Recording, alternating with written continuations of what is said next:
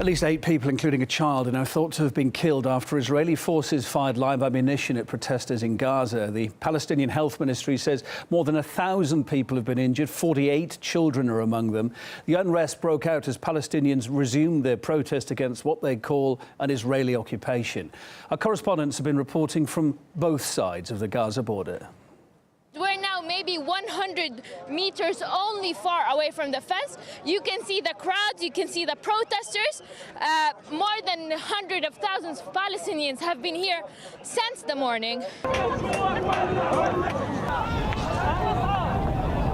Tensions are running high right now. The Israeli army started to shoot randomly. More Palestinians are getting injured while the ambulances are here to take all the injuries that were now injured from the Israeli army by live bullets, live ammunition and tear gas canisters. This is one of the injuries that was injured just right now from the rubber bullets and the tear gas. The Red Cross ambulance and all the medics are trying to save all the injuries.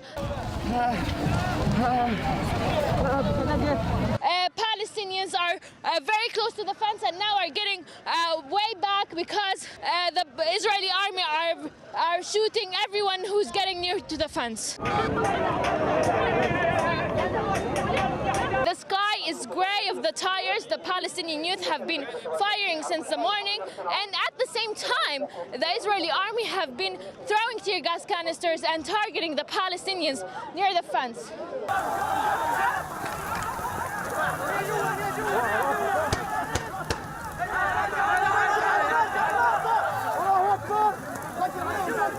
As you see, the Palestinian protesters are running away from the tear gas canisters that were thrown just right now on the protesters. So these are unexploded tear gas canisters that are being targeted and shooted on the Palestinian protesters. Hundreds of Palestinians have been here since the morning, and we saw Palestinian protesters burning US flags and Israeli flags and also saying slogans against the Israelis and the Americans since the morning.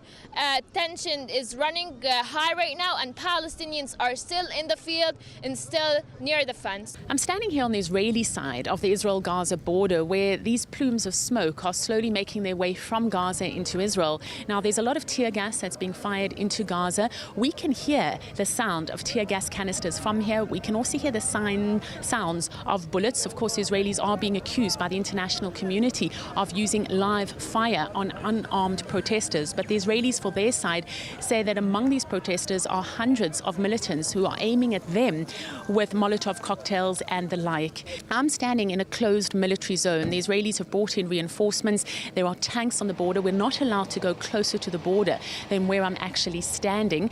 The Israeli snipers are also aware that the Palestinians are using pieces of mirrors to try and block their vision and make it more difficult for them. We're also being told that should the situation on the other side of the border get too unruly, the Israelis plan on using sewage water to deal with the people there. So the situation here on the border extremely tense, and unfortunately the number of casualties expected to climb, if not in the coming hours, then certainly in the coming days.